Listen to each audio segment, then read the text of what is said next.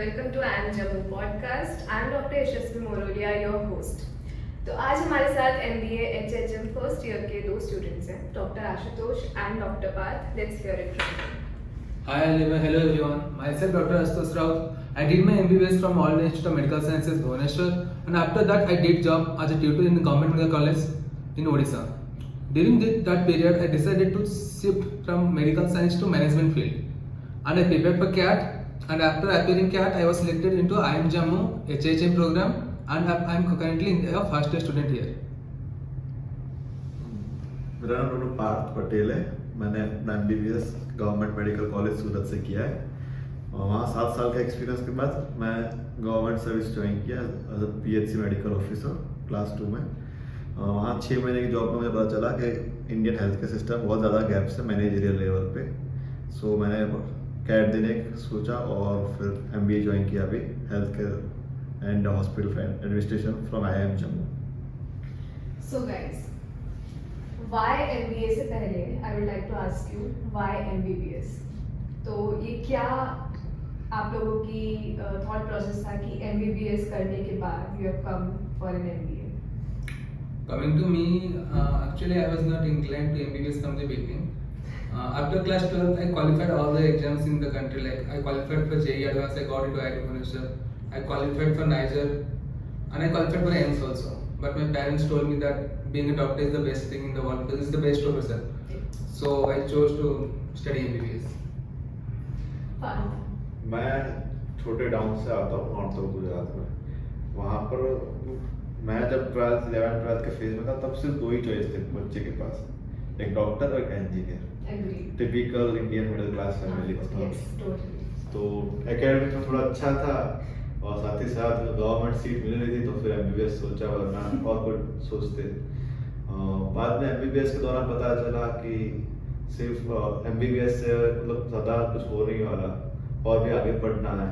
और डॉक्टर्स का ऐसा है कि डॉक्टर्स कम्युनिटी में कम है. प्रॉब्लम है मैनेजमेंट ऑफ डॉक्टर्स बहुत कम है. इसलिए फिर मैं यहाँ MBA ज्वाइन किया. एटलीस्ट मैनेजमेंट से ही कर सकता हूँ. That's great यार. तो guys, what do you think कि अभी हेल्थ केयर सेक्टर में क्या challenges India as a country face कर रहा है? I think that like recently from 2015, the government, state governments of almost every state of country has opened many new medical colleges. Right. So the number of seats for MBBS has increased drastically.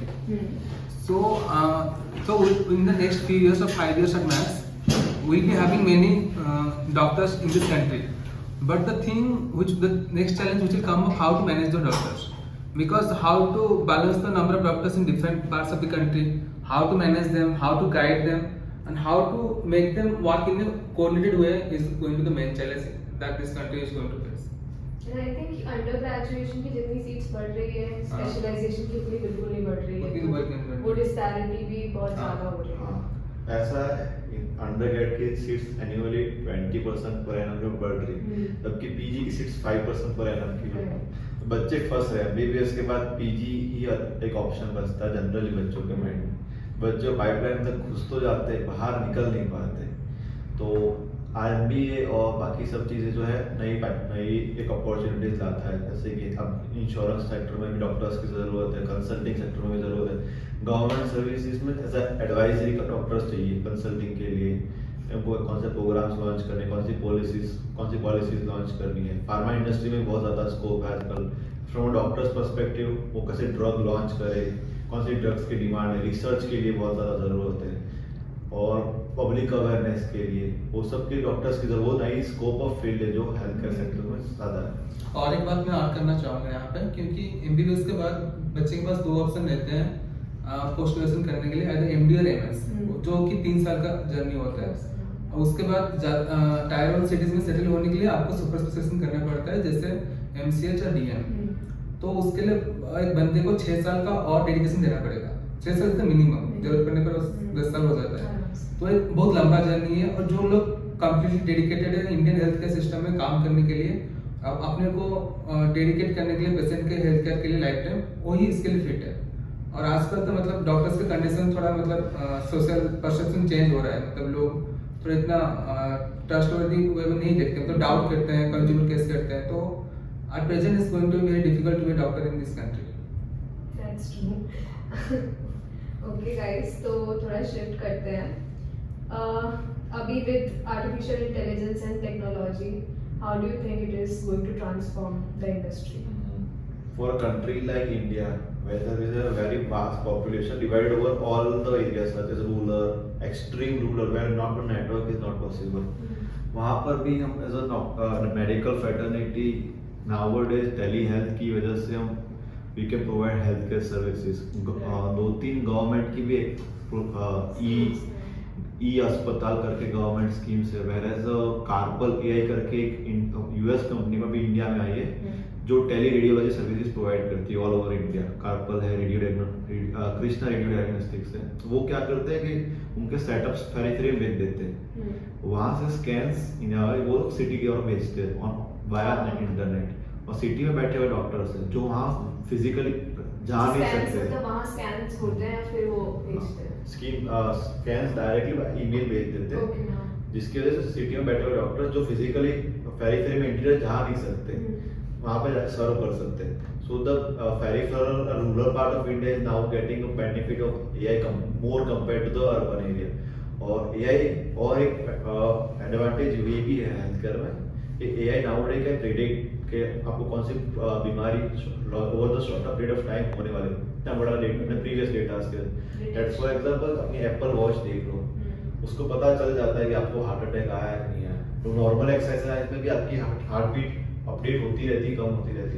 But वो on the base of data और machine learning Apple का AI ने जान लिया कि यही beat जो specific rhythm है यही एमआई के लिए है. तो वो अलर्ट कर देती है अपने इमरजेंसी सर्विसेज को और सामने क्या कहते हैं अपने को पेशेंट को ऑन स्पॉट इमरजेंसी सर्विस मिल जाती है जिसमें लाइफ बच जाती है एआई की वजह से. एआई से और एक फायदा हुआ कि मतलब जो एक्यूरेसी है वो बढ़ जाता है और अमाउंट ऑफ एफर्ट्स जितने लगते हैं अब कम लगते हैं. जैसे किसी चीज़ का पेशेंट में डायग्नोसिस करना हो तो एक बंदा मतलब उसका हिस्ट्री लेके एआई आप में अपना डाटा एंटर कर सकता है और एआई अपना डिसीजन दे सकती है.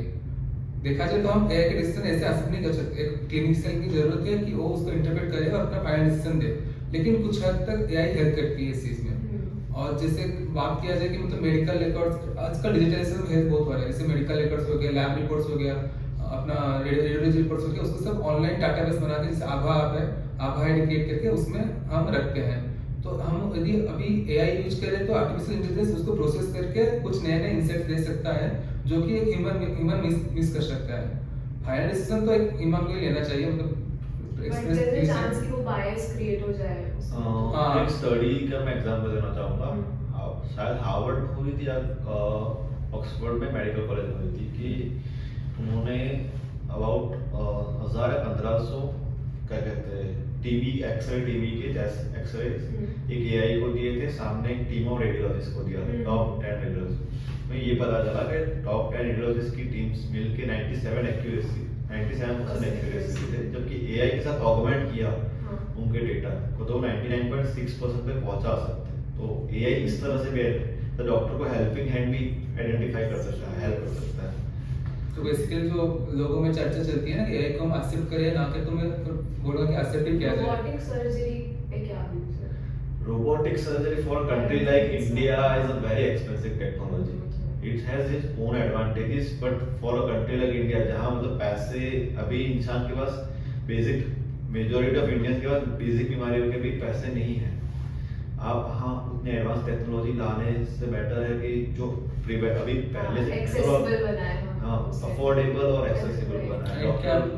It can be implemented by few corporate hospitals in very limited setting only. Not it can be widespread in this country. जो रोबोटिक टेक्नोलॉजी की बात कर रहे हैं वो द प्रीमियम क्लास के लिए.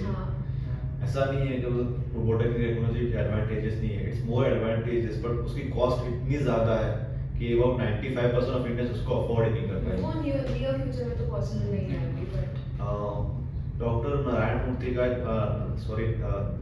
देवी शेट्टी का मुझे कोट याद आ रहा है कि इनोवेशन उसको नहीं कहते कि तो आप नई टेक्नोलॉजी फाइंड करें. इनोवेशन उसको कहते हैं कि आप इंडियन हेल्थ केयर को ज़्यादा अफोर्डेबल एक्सेसिबल बनाओ. उसको फायदा वो इनोवेशन का फायदा है. नया कोई महंगा जो है आपने कुछ एकदम महंगा बना दिया, उनको एक्सेसिबल ही नहीं करा, फिर क्या फायदा उस इनोवेशन का।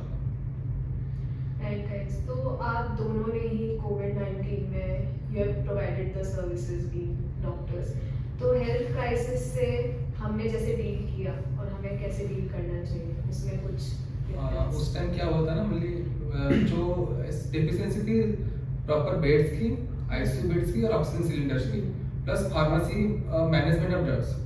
तो मैनेजमेंट ऑफ ड्रग्स तो प्राइवेट प्लेयर्स हैंडल कर रहे थे, तो अपने हिसाब से मतलब मैनिपुलेट कर सकते थे या चेंज कर सकते थे। लेकिन जो गवर्नमेंट को देखना चाहिए था, जिसके लिए पहले से तैयार होना चाहिए था इमरजेंसी के लिए, वो था availability of beds, availability of doctors and other things, which the government didn't do in the right time. So during this, there was shortage of oxygen cylinder in many hospitals, and it was taking time to transfer oxygen cylinder from one state to another state. This could have been, logistics could have been done here, and it could have been improved. Now coming to bed system, some government came with it at later stage that they devised an online app where the status of beds in every hospital was shown to the people.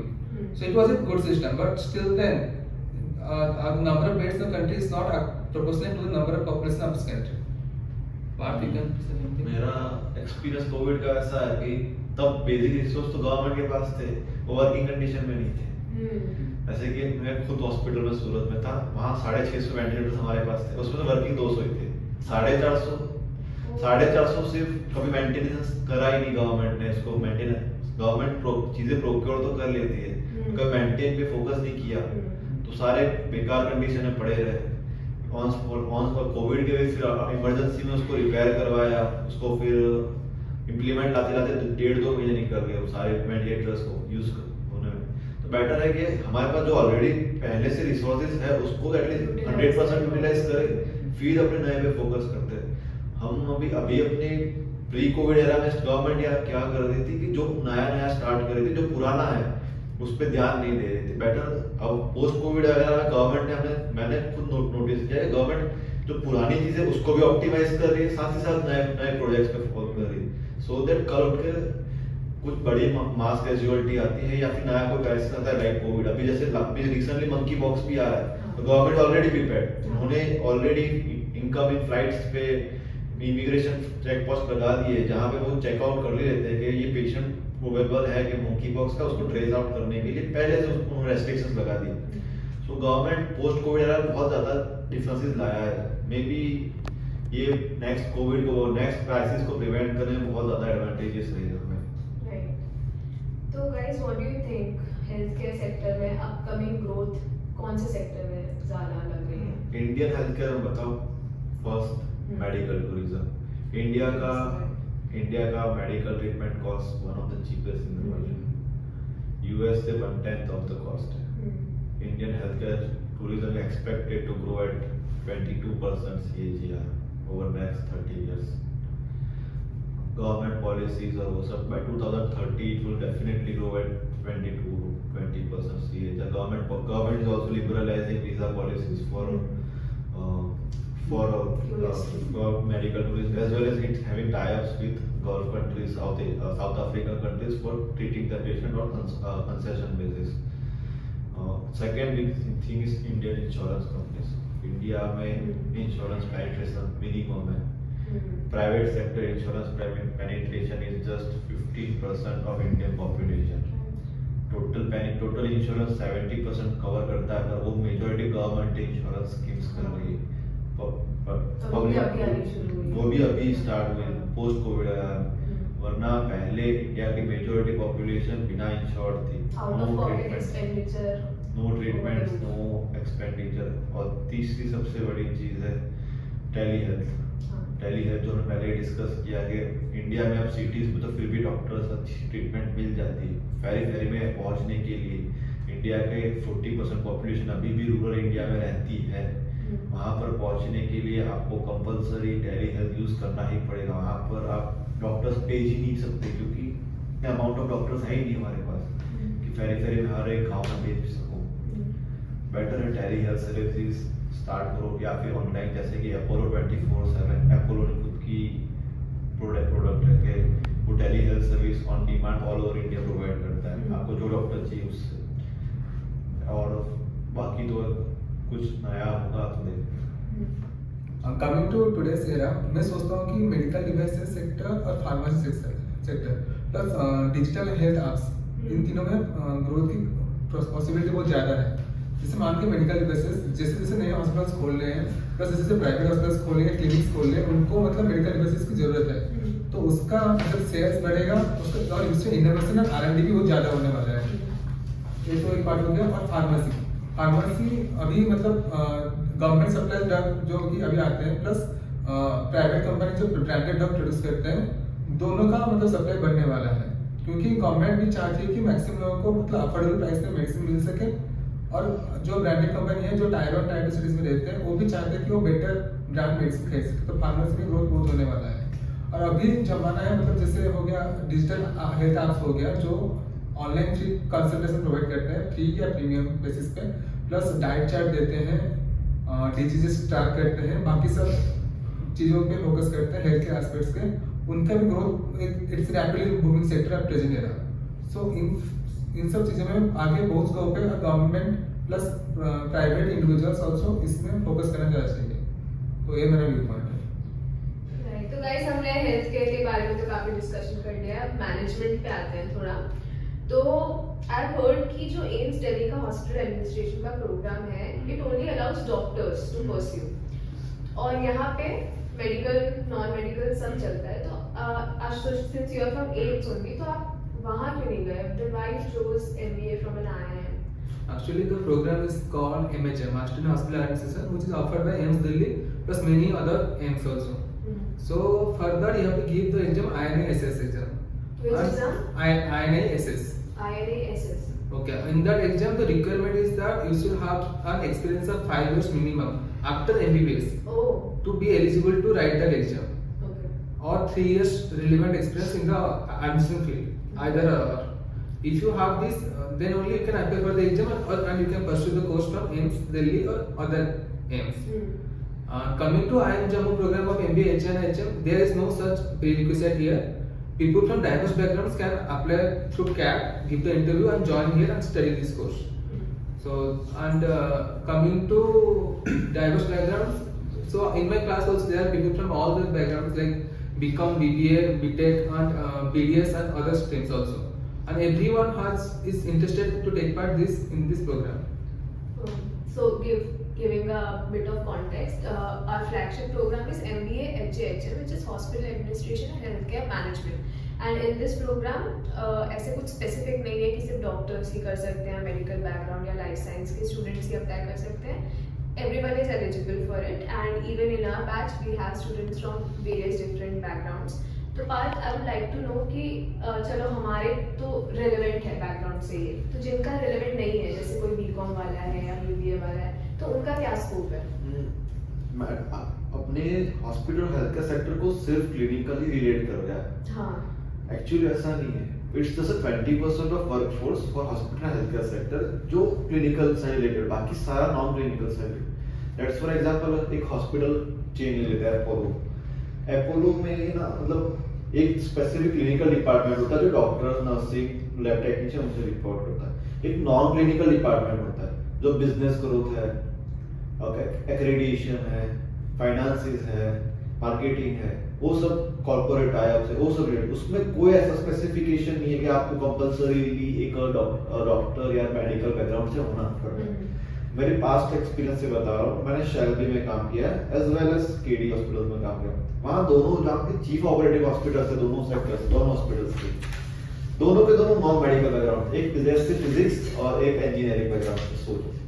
But आप जब start non medical start करते हो in hospital sector, you may start as small, but if you have a calibre to go upstairs and do your own work, no, definitely you will reach to the top similar to and get a better advantage similar to clinical होता है। और साथ ही साथ ये हुई कि जो मैंने बताया ना कि half of the scope HR है, वो सब वो सब हम एज अ डॉक्टर खुद प्रीफर करते हैं कि एटलीस्ट नॉन क्लिनिकल बैकग्राउंड का कोई इंसान आए और उस पर रिव्यूज दे। क्यों? क्योंकि एक out of the box insights भी रहते हैं ना, सर आप क्या क्लिनिकल साइड से ही सारे थॉट प्रोसेस चल रही है। मैं कल उठ के अपनी टीम बनाऊं अगर 10 मैनेजर्स की फॉर अ हॉस्पिटल, डेफिनेटली मैं चाहूंगा 5 से 6 लोग नॉन क्लिनिकल बैकग्राउंड से हो, who have a diverse background from IT, let it be from engineering, from banking sector, finance sector. So मुझे भी broad idea रहे कि एटलीस्ट मेरा कोई डिसीजन बायस ना हो जाए क्लिनिकल साइड पे, कि in the favor of clinical staff हो रहा है, but actually for a business point of view it's a negative thing. So definitely बहुत ज़्यादा स्कोप है if you have a caliber and a hard work potential in yourself. And coming to like people are more conscious about the placements after this course. So anyone who wants to join this course, like which is not from a life sciences or medical background, I want to say that like there is role of accounting also, there is role of finance also, there is role of insurance also. So people coming from BCom and BBA background can better catch it. And coming to there are also sectors like pharmaceutical products and medical devices. So there is the importance of marketing. So we need like doctors. Only doctors can do it. People from other background can play this role better. They will have a better work experience in this field. So I think that every person coming from every generation has something in this healthcare segment. Because here the industry is fixed, but the domain is not fixed. You can go into multiple domains of MBA after pursuing this course. Okay guys, तो ये मुझे अभी याद आया these government healthcare policies जो आयुष्मान भारत, आयुष्मान ये Ayush mission वगैरह है, ये सब इन्होंने लॉन्च तो कर दिया है, बट अवेयरनेस लोगों में आई थिंक काफी कम है इससे रिलेटेड. प्रॉब्लम ग्राउंड लेवल पे अवेयरनेस बहुत कम है. Exactly. लोग लोगों को जानते पता ही हैं नहीं है, कि हाँ. वो एलिजिबल है, हाँ. नॉन एलिजिबल है. पेरिफेरी लेट्स से अपन ने पहले डिस्कस किया रूरल इंडिया में आज भी मेजॉरिटी ऑफ पॉपुलेशन के पास आयुष्मान कार्ड्स है ही नहीं, दो they are eligible to get them. Government is making the strategies and force and implementing workforce to do the same thing कि max out अपना आयुष्मान कार्ड बना सके so that maximum beneficiary हो सके. फिर भी I have personally from my work experience observed that people are hesitant to go to government hospital or to private hospital. So पहले तो from the sake of monetary things के पैसा ले लेंगे, आयुष्मान कार्ड भरेगा फिर भी प्राइवेट हॉस्पिटल्स पैसा ले लेंगे. Government should first initially make awareness programme कि भाई आयुष्मान स्कीम ये है, आप 5 लाख के लिए एलिजिबल हो, ये सारी लिस्ट ऑफ हॉस्पिटल्स याद जाओ. फिर साथ साथ उनके राइट्स और रिस्पॉन्सिबिलिटीज को समझाए. Even hospitals should promote that. NABH के 5th edition में लिखा हुआ है, hospitals should definitely promote. But I think काफी हॉस्पिटल्स ऐसे हैं जो नहीं मानते हैं कि हम नहीं लेंगे या we will not accept. उसका हॉस्पिटल फॉर मॉनेटरी और बिजनेस पॉइंट ऑफ व्यू ये है कि let's for example normal TKR अपने ले लेते OT from city like Ahmedabad unilateral TKR तो एक साइड का घुटना चेंज 1.5-2 लाख में हो जाएगा. और फिर बॉम्बे सिटी लाइक बॉम्बे वही सेम कॉस्ट 4.5 लाख होता है. क्यों? क्योंकि इंफ्रास्ट्रक्चर कॉस्ट ज्यादा है और क्लिनिकल स्टाफ कॉस्ट ज्यादा है, मेंटेनेंस कॉस्ट ज्यादा है. इसीलिए गवर्नमेंट ने पूरे इंडिया में यूनिलैटरल यूनिफाइड प्राइसेस रखे हुए हैं 1.1 लाख के आसपास एक TKR के. So they can't make a business by doing losses no. So बड़ी hospitals generally refrain from this, but government is thinking to change its policy over longer period कि hospital की category wise along with that उनकी geography wise pricing strategies बनाए. It will take a longer time because this scheme is still on a seed phase only. But let's see what happens. But the reviews by people who are the beneficiaries of this scheme is amazing, because while doing my internship in my AIIMS hospital, so people used to come with this health insurance card. They will, after the treatment is over, the bill comes. So they have to just go to the counter and they just have to swipe the card in the machine and it is deducted from their account. So it's such an amazing thing. But the number of people who know about this is very less. So there should be more awareness, like health professionals working in the primary level of treatment should make people aware about the scheme so that they can apply for it and get the benefits which is provided by the government. Right. Okay, so thank you so much guys for this amazing discussion. One last question before we pack up. If you can give a brief advice for the CAT students, because it's just 2 months away. तो basically medical background के या life sciences या biology background के students जो quants और DILR से डरते हैं, तो any advice? Quants DILR it's just कि आपको ना स्पेसिफिक 66 क्वेश्चंस है कैट में. ऐसा नहीं कि सारे 66 अटेम्प्ट करें. you should definitely score a decent score कि आपका एटलीस्ट 90 परसेंटाइल मिल जाए. Good colleges are there in India जैसे GIM है, IIP GM है, TIS है. इस साल TIS ने शुरू किया है, IIM खुद के कोर्सेज है. So you should definitely start from that. From a healthcare professional's point of view ना, sky is the limit because Indian healthcare industry is going to boom. IT में रिसेशन आ सकता है, कंस्ट्रक्शन में recession आ सकता है. जब तक इंसान जिंदा है बीमार पड़ना बंद नहीं करेगा. Gap preparation, I want to stress on the fact that the main key is practicing more and more questions. Give more and more marks and practice the previous questions thoroughly because that will only help you score high in all the three sections, namely be verbal ability, DIL or quant.